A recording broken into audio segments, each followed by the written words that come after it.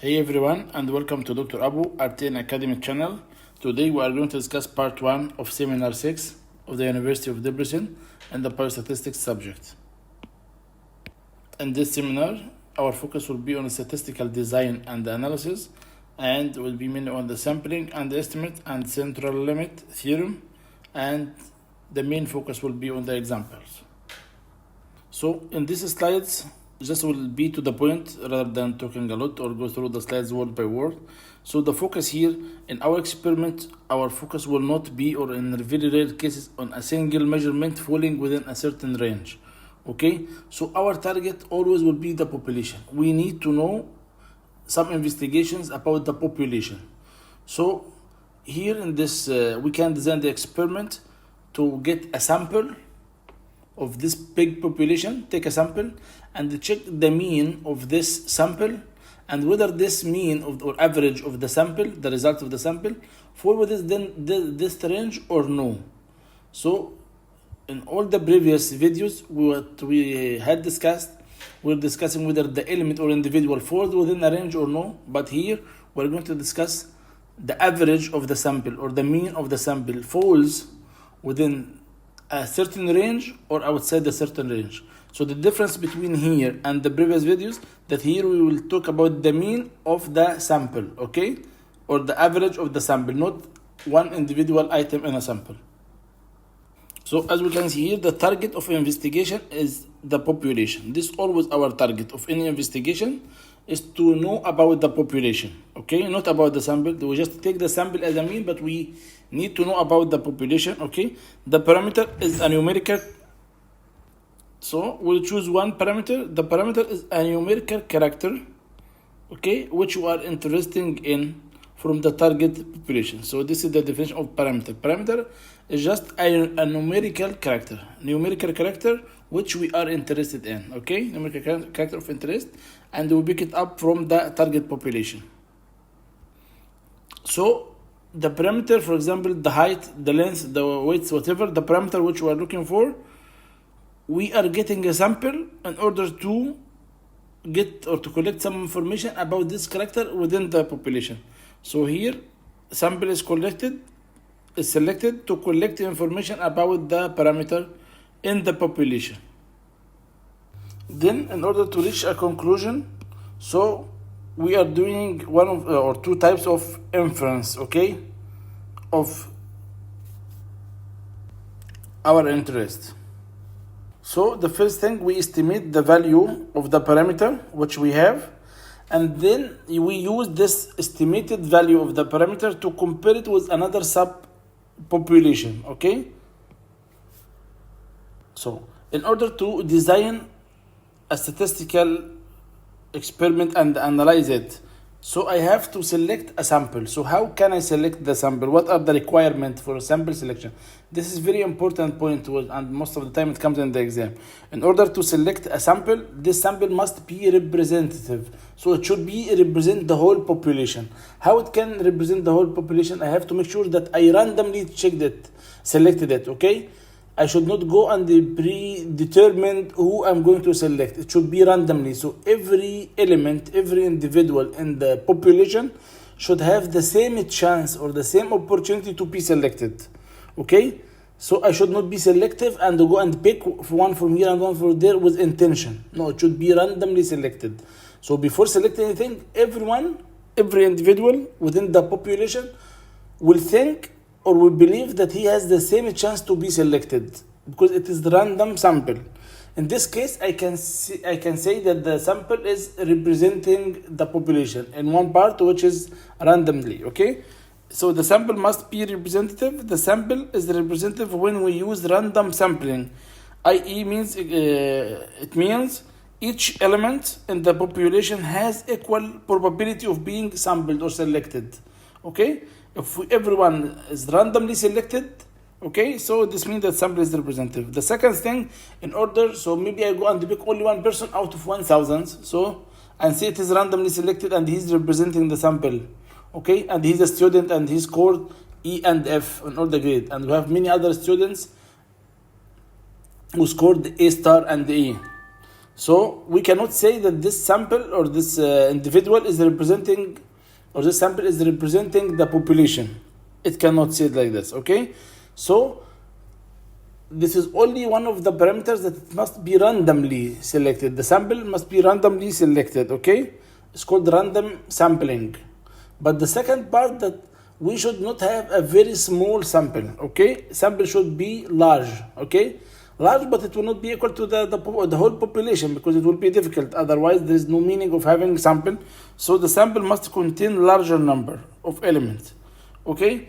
So if it has larger number, it will be more reliable, okay? So the larger sample, the more precise the data of the population parameter.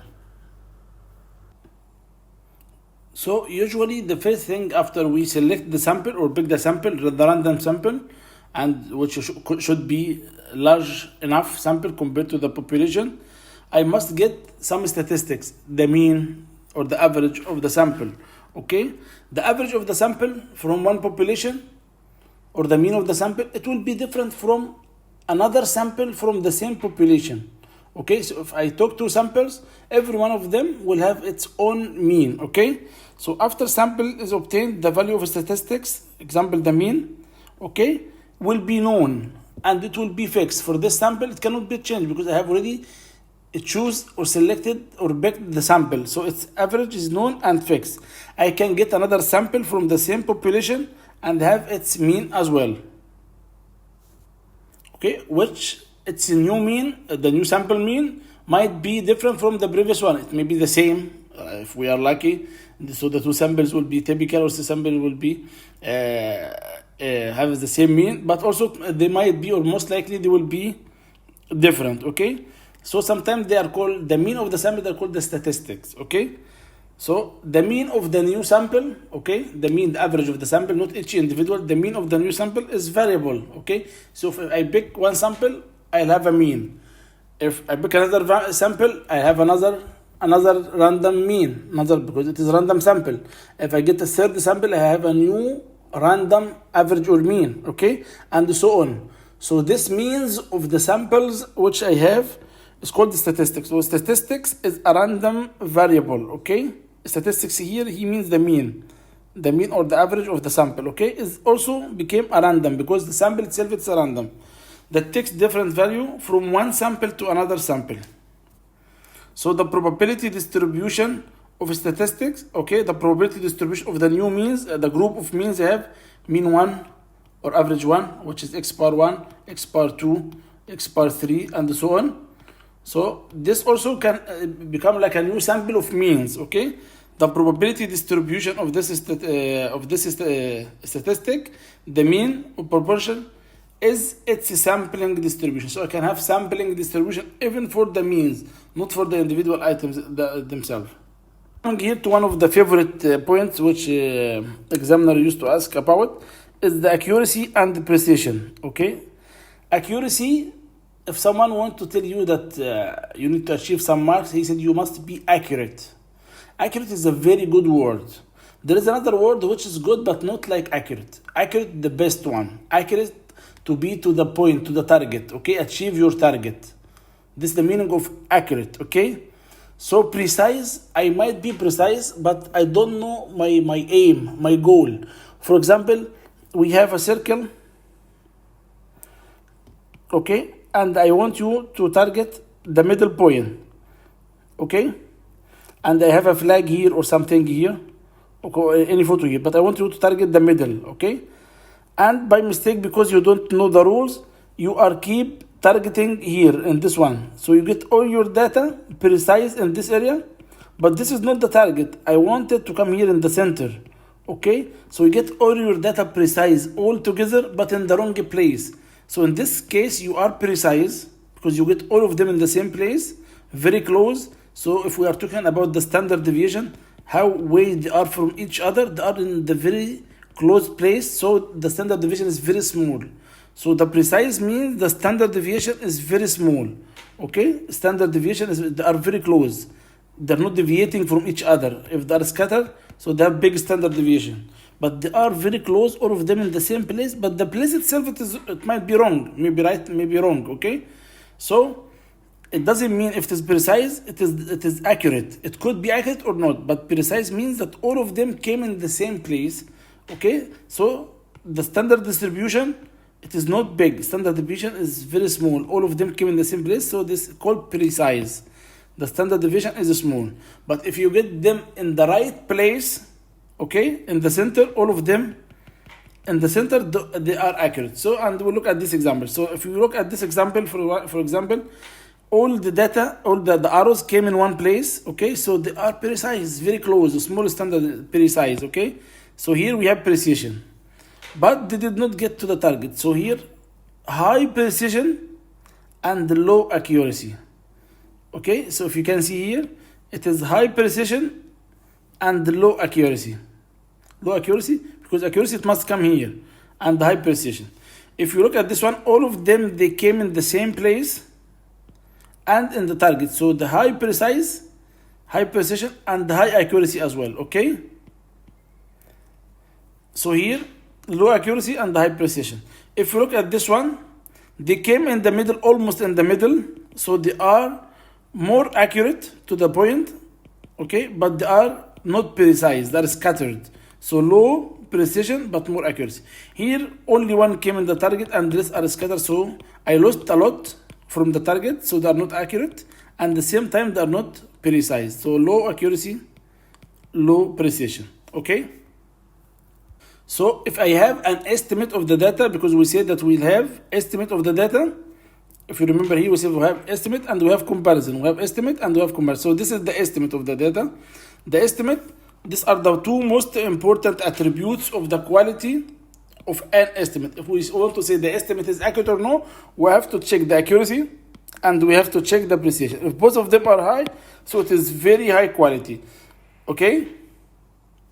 So we have to keep in mind that we have difference between the precision and the accuracy. Precise means all coming together in one place, but this place may be right or may be wrong, okay? Accurate, they are coming in the same place, okay? So accurate means they are coming in the same place, okay? So precision means the estimate is precise if its standard deviation is small. The estimate is accurate, okay, if its expected value is equal to the mean of the estimated parameter, okay? If I have the mean and I hit the mean value, so it means it is accurate, okay? If I hit the mean value, the estimated parameter or the mean value, so it will be accurate. Accurate if the expected value, okay, because this is just an estimate, the expected value is equal to the mean of the estimated parameter, the mean of the estimated length, height, width, whatever. So if it equals to the mean, this means it hits the target, it will be accurate. Okay, and sometimes they're called unbiased. Unbiased means accurate as well. Also here, precision sometimes called reproducibility, that it can be repeated again. The difference between the observed value of statistics and the value of a parameter is known as standard error of estimate. So if I have the statistic, I told you statistic, in this case they are calling the mean statistic. If I have the mean, the difference between the observed value of the mean and the value of the parameter itself, this is called the error, okay, the standard error of estimate, because it is just an estimate, okay, this is the standard error of the estimate. Because when I get the sample, okay, the statistics of the sample, this is for the sample, the mean of the sample, the mean of sample. The mean of sample is called a statistic, but the mean of the population called parameter, okay? So just to make it clear, I think in the next slide it will be there, okay? So let us look at it. So here's sampling and estimation. So here the parameter versus statistics, okay? What's the difference between parameters and the statistics? Okay, this is the quantity and the definition. Parameter, we use the terminology parameter when we talk about the population. We use the terminology statistics when we talk about the sample, okay? So for the sample, if we take a small sample, this is the population, by the way, just for the people who doesn't know, this is the population. And I picked some of these items only, so it's called the sample. Randomly I picked them, so sample. So this sample, and this is the population. Sample is part of the population, okay? Okay, so the terminologies which you are using for this sample, which is part of the population, we are calling it parameter. Parameter means the mean, the standard deviation, the proportion, the variance, okay? Parameter. For the population, we are called parameter. For the sample, we are calling it statistics. Okay, so what are the parameters for the population? I have the mean for the population. Sometimes they call it mu or m. So you may find it in some places mu or m. But here for statistics, okay, for the sample, it's called x bar. The variance, which is standard deviation square, okay, called s square. For the sample, s square, and we have mentioned this many times before.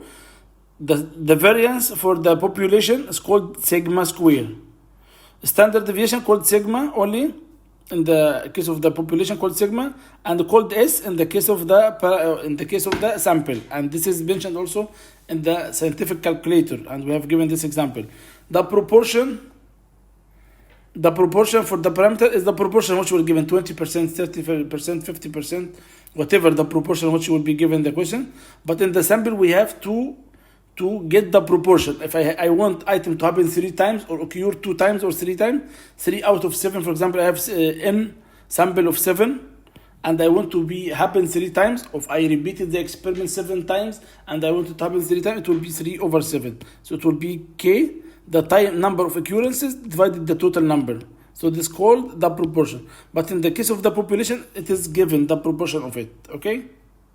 So x bar is unbiased estimator of mu. It gives us indication about the mu, okay? And as far as the sample increase, if the sample is 100 number, so x bar will be very close to the mean. If the sample is 1 million or 100,000, so almost x bar will be equal to mu. If the sample is infinity, the number, so it will be equal to mu, okay?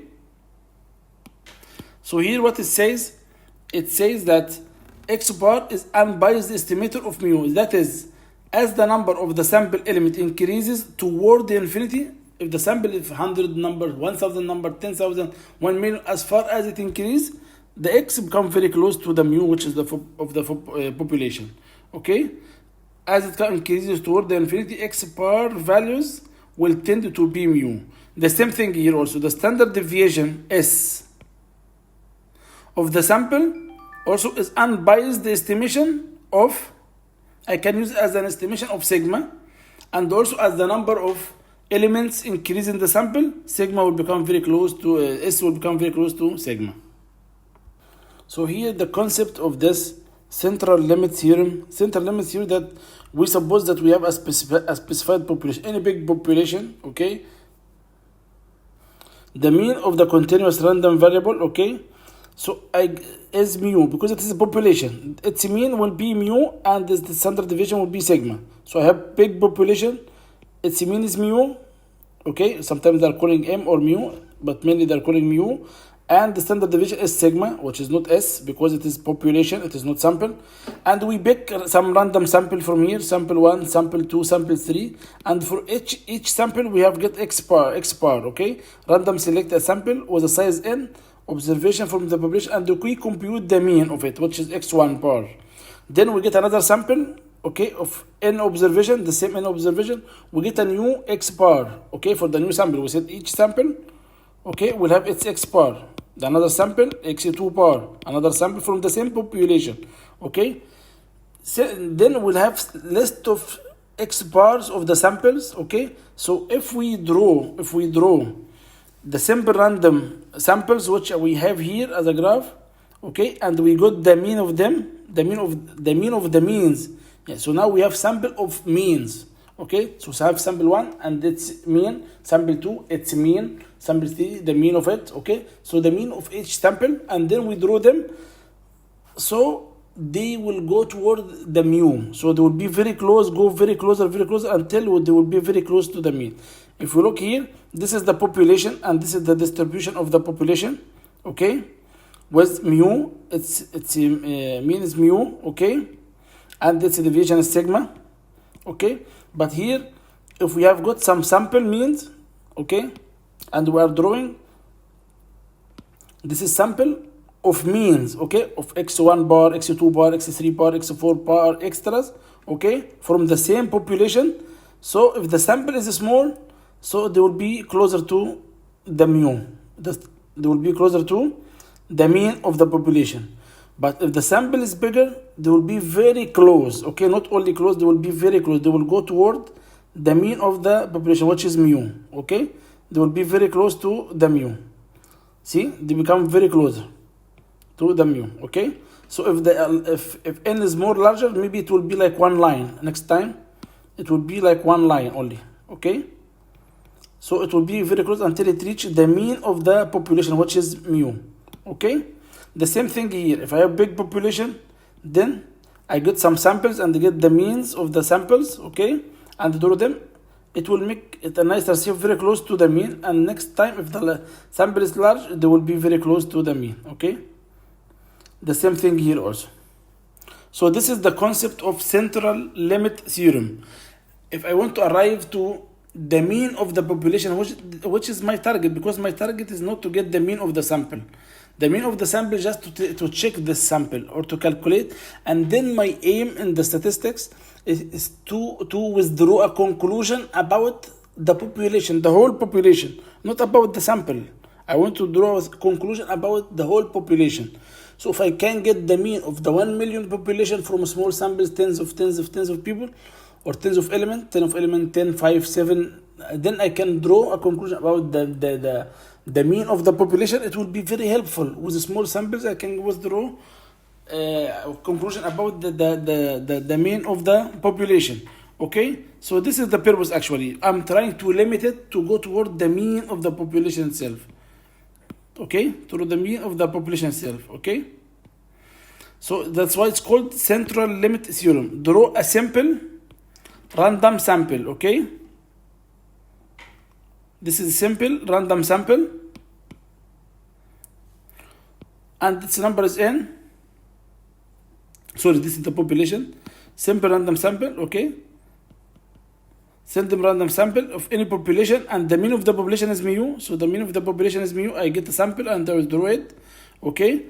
The division of the population is sigma, okay. When n is large, so I expected that x bar will go around the mu, okay. So before we used to say that we'll use the standard deviation and everything, we'll use the standard deviation, okay, because we're using individual elements within the sample, okay. But this time we are talking about samples, the means of the sample, x bar 1, x bar 2, x bar 3. So when the question asks about the mean of the sample, not individual, or the possibility that one of the people in the sample, when ask about the mean of the sample, so in this case we cannot use the standard deviation. We have to use something new called, so when it talks about the mean of the sample, mean of sample, in this case I cannot use the standard deviation of the population. I have to use something called SEM. SEM equals the standard deviation divided square root of n. Standard deviation of the population and the n of the sample, okay. So when he talk about the mean of a sample, this means I have a sample, okay. So I use the standard deviation of population divided the square root of n, and the n for the sample, okay. So this one for population and this one for the sample, okay. This is called SEM. Here, coming to example number one. Example number one here, the amount of money individual spent of buying goods online in a year is distributed according to the normal distribution characteristics by mean of, and he gave us the mean of the sample, okay. This is normal distribution. The mean is 125 and standard deviation is 25.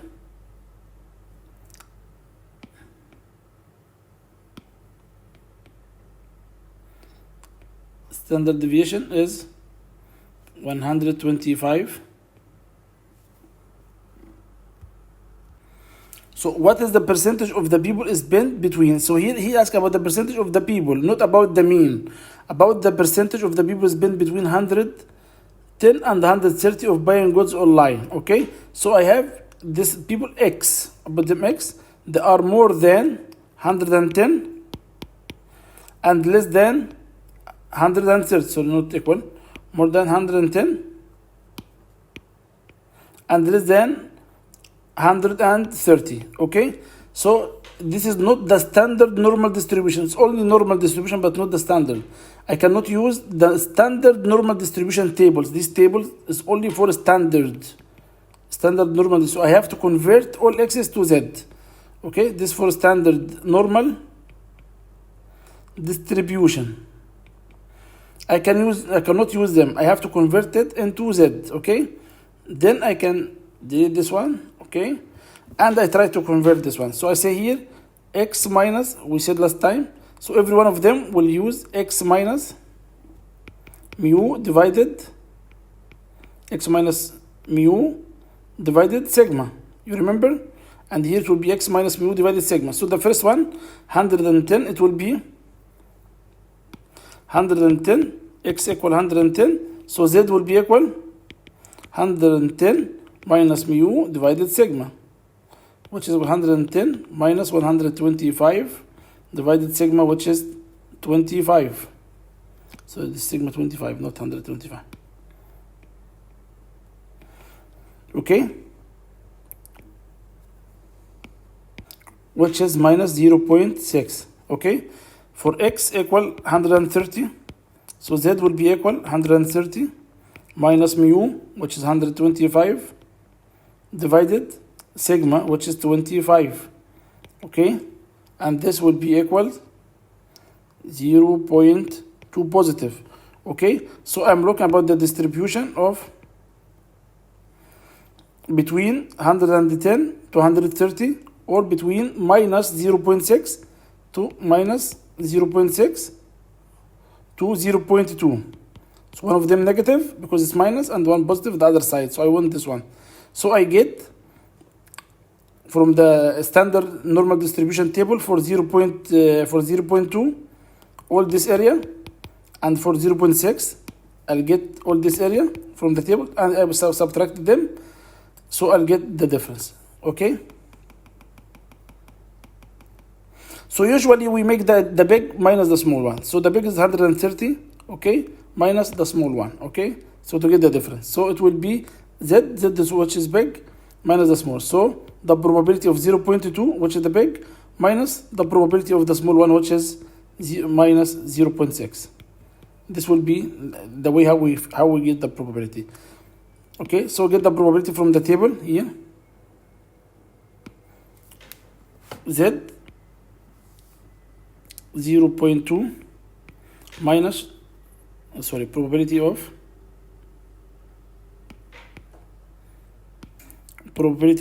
z equals 0.2 minus the probability of z equal minus 0.6. z equals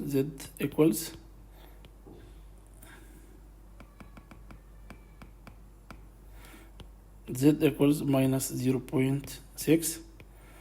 So the probability of 0.2, z 0.2 here, 0.2 and 0. Okay, so it will be 0.5793 minus the probability of minus 0.6.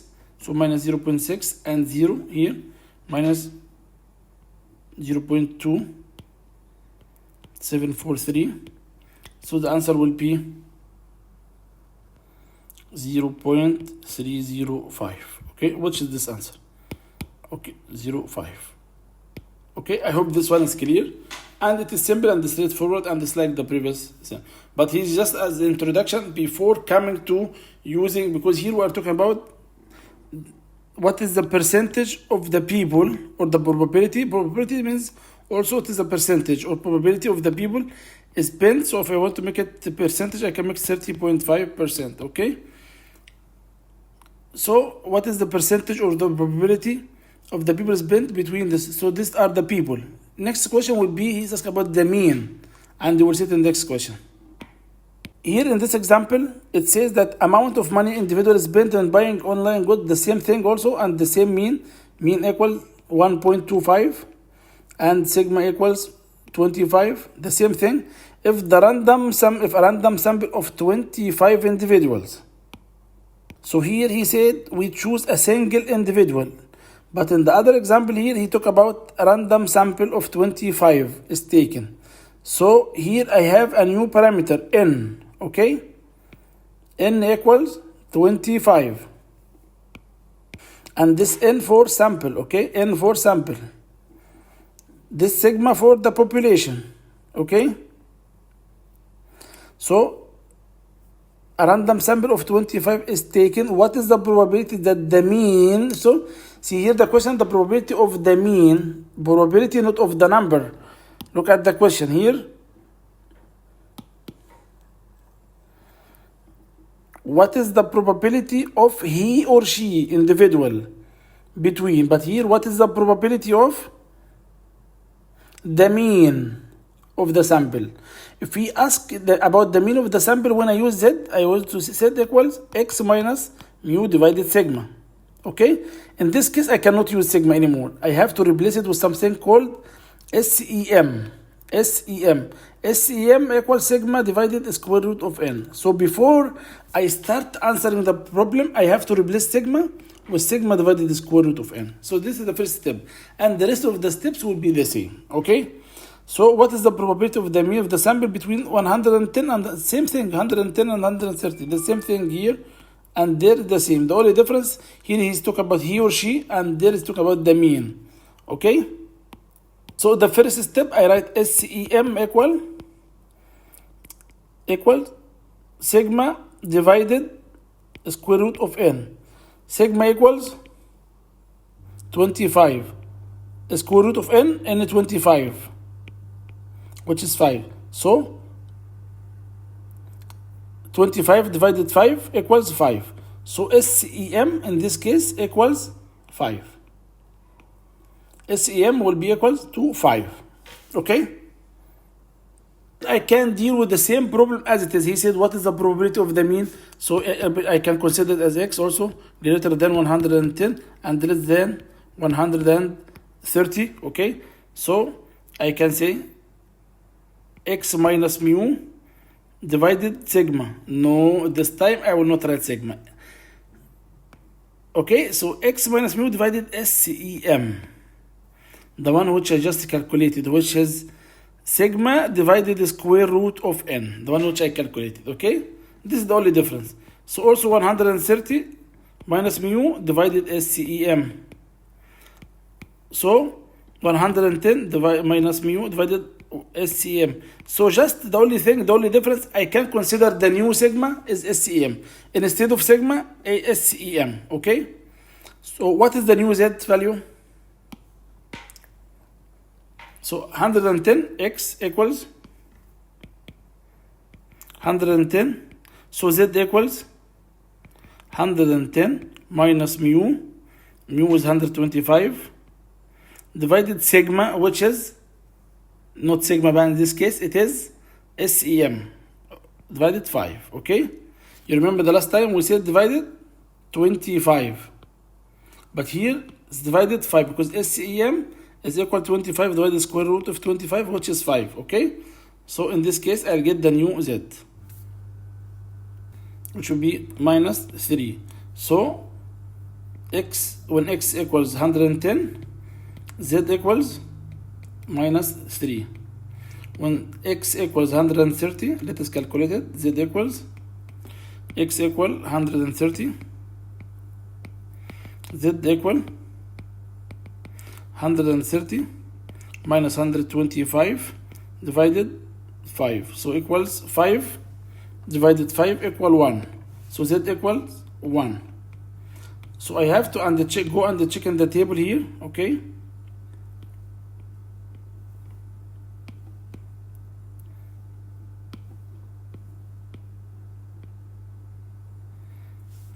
X equal minus 3, Z equal minus 3, and Z equals 1, and I need this area, so I need the probability of 1 and the probability of minus 3. which I can get from the table. Okay, so this is the probability of 1, 0.814, okay, minus the probability of minus 3, which is 0.00. So the probability is 0.84. If you have a good notice, the probability here, if we talk about the mean, okay, that the mean, their average will be between this range, not the individual he or she, no, their average. So here the percentage becomes 0.84, which is 84%. If you go here to this example and see the probability of he or she, okay, he or she is bent between 110 and 130, but individual, so the probability was 0.305, which is 30.5%. So if we talk about the mean, the probability increased to 84%. When we talk about the individual, it was only 30.5%.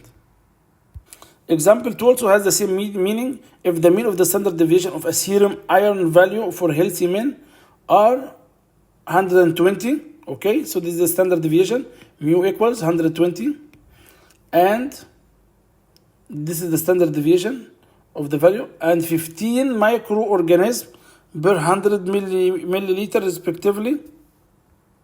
So this is the mean and the standard deviation. So the mean is 120 and the standard deviation is 15. Sigma equals 15. 15 microorganism per 100 milligram. Okay, so this is the unit. It is 15, just for simplicity. Okay, respectively, what is the probability that the random sample of 50 normal men, so n, he gives me n. So how to know that in this question he will use SEM or he will use sigma? Two things which is very clear. He will ask about the mean and he will give you n in the problem. So you will use sigma divided the square root of n to find SEM. So here sigma equals 15 and the square root of n equals 50, square root of 50. So SEM will be equal 15 divided square root of 50 by on the calculator 2.12. So this will be SEM. Every sigma in the problem, if I want to say z equal x minus mu divided sigma. In this case, I write SEM. No, I will not write sigma. Okay, I will not write sigma. I write SEM. Okay, I used to write here divided sigma, but in this case I will not write sigma. Okay, I write divided SEM, and I will use the new SEM.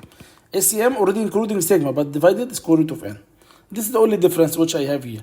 So in this problem, I just get the new, when I see the mean, normal men will yield to a mean between, the mean between 115 and 125.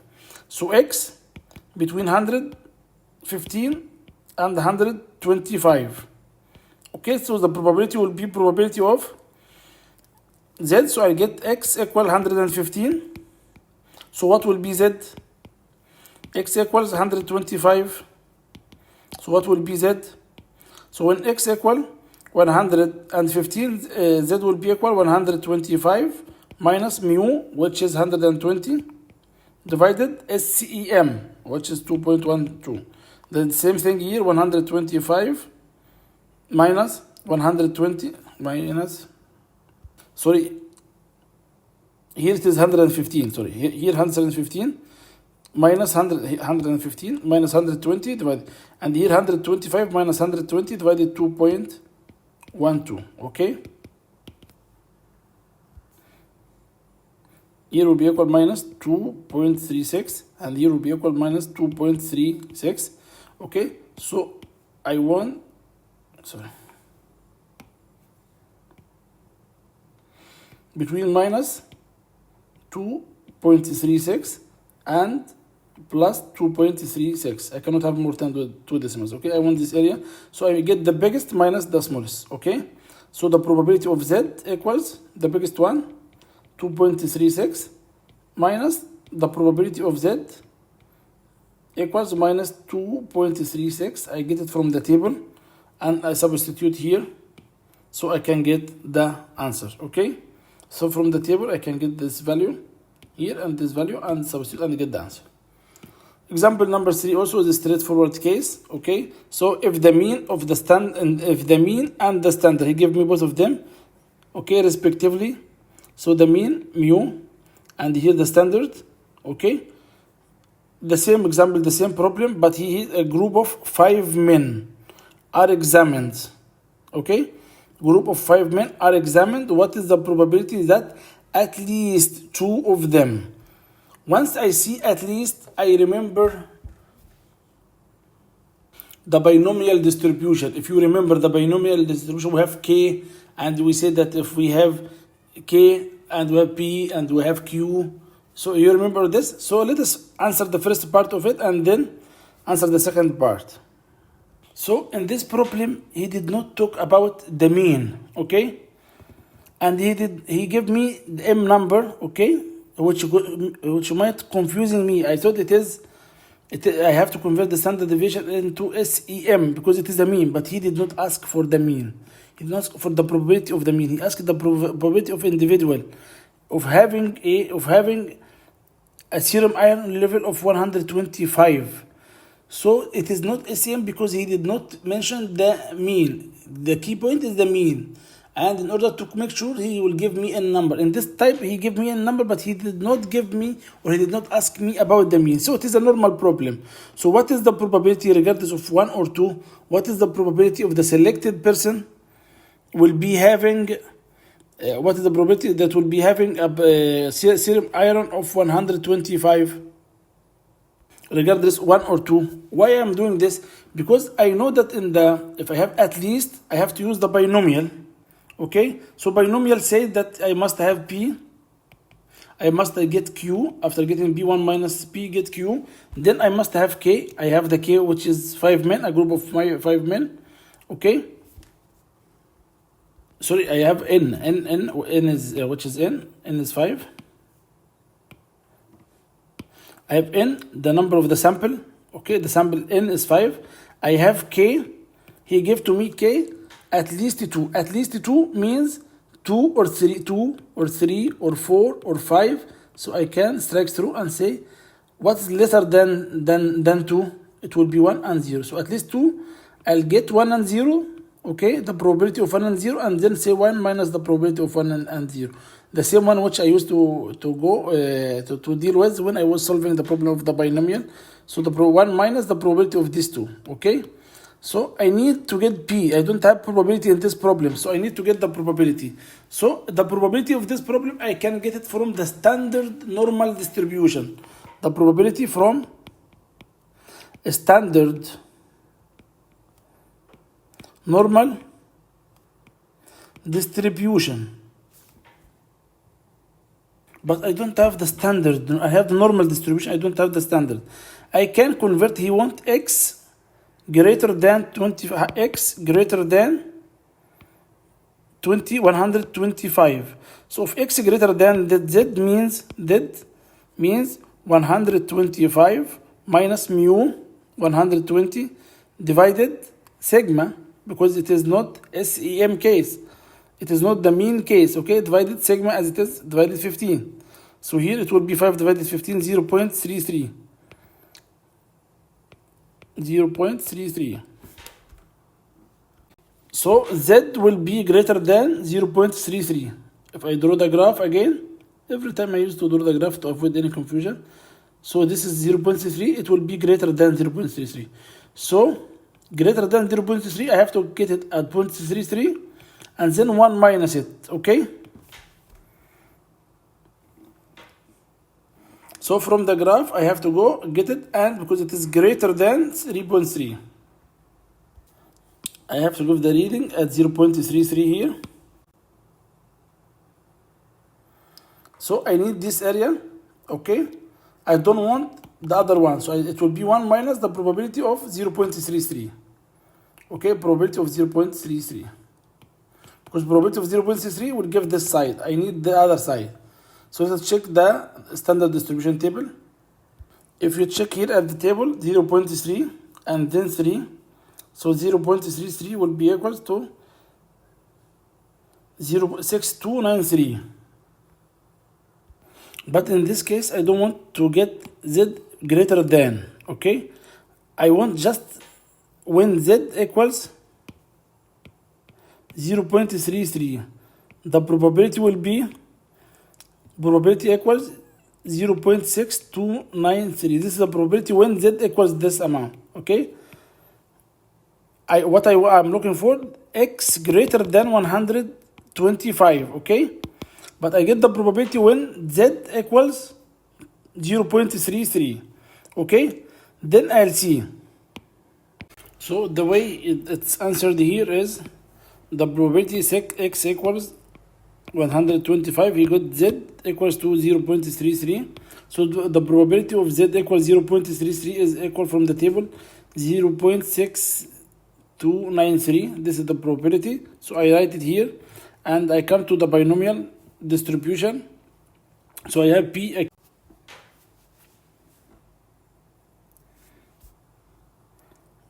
okay, 0.007, okay, because this is p and this is q. Again, we'll repeat the same process for p. K equals 1, okay, so p5 factorial divided n minus k, 5 minus 1, 4 factorial, 1 factorial, which is k factorial, okay. Let's erase all this again, okay, times p, which is 0.6293 of power k. K equals 1, in this case k equals 1, q equals 0. Okay, the power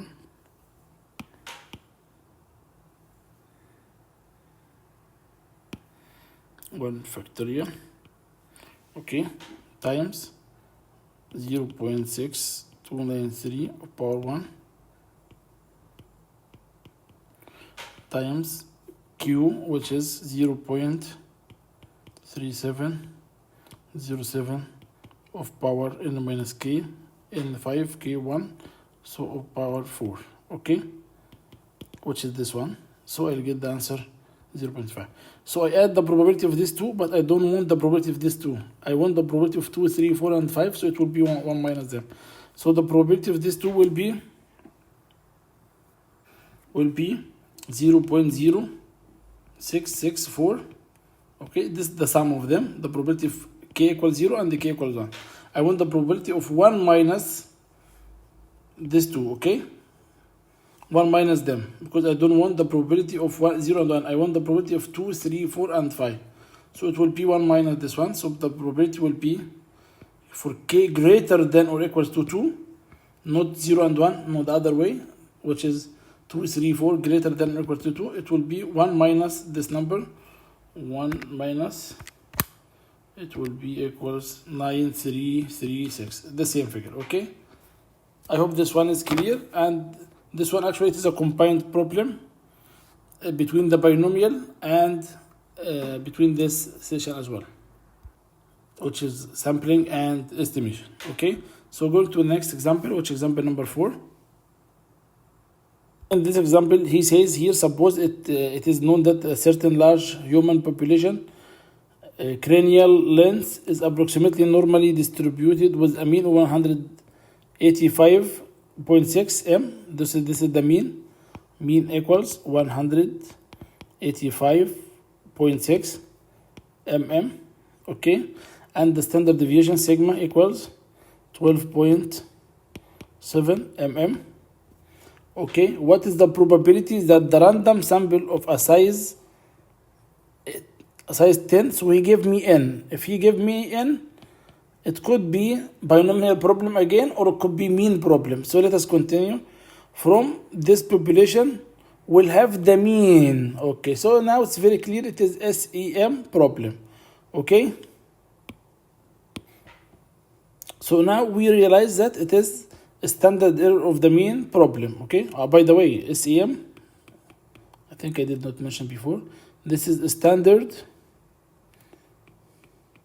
error of mean. Okay, so standard S stand for standard, E for error, M for mean, standard error of the mean. Okay, so it is SEM problem. So I shall immediately change the sigma which I have to SEM. SEM equals sigma divided square root of n. So it will be 12.7 divided square root of 10, which will be equaling 4.0161. Okay, this is my SEM. So if I want to convert anything, x, for example, z equals x minus mu divided, not sigma, divided SEM. Okay, standard error of the mean. Okay, so here he wanted greater than 190. So x greater than 190 mm. So if I have x equal 190, so z will be equal, let me use different color, z equals 190 minus mu, which is 185.6 divided SEM, not sigma, okay, 4.0161. Okay, so z will be equal, so here if x greater than 190, so z will be greater than 1.095. Okay, this is based on the calculation. So z will be greater than 1.095. I will draw it again. I draw it. Okay, so here z equals 1.095 or 1.1. Okay, so he wants greater than, it will be this area, but I cannot get this area from the calculator, from the standard distribution, normal distribution tables. So I have to get at 1.095, and then I say 1 minus the probability. Okay, so because I don't have the full book of the standard distribution table, just I get one sample here. It is 1.095. Okay, so from here we can get 1.1, and here we can go straight to 9. Okay, so it will be this one. It is not exactly, but it's almost the same, 0.8621. Here it is 0.8642. Maybe they have more accurate or more advanced version. Okay, because this is table from -3 to 3. Okay, so in my table here, because this is for 1.09, here it is 1.095. Okay, so I don't have this exact one here in my table, so it will be almost the same. So after getting this one, I have to say 1 minus, because I don't want this area. Because I don't want this area. This table give the area to the left. I don't want the area I want the area to the right. So it will be 1 minus 0.8643, okay, which will be 0.1357. So the answer will be 1 minus 0.8, because this one 0.8643. I don't want this area. Okay, so I want this area only. So it will be 1 minus this area, 0.1357. By here we reach the end of seminar number 9. Seminar number 6. Okay, wish you all the best.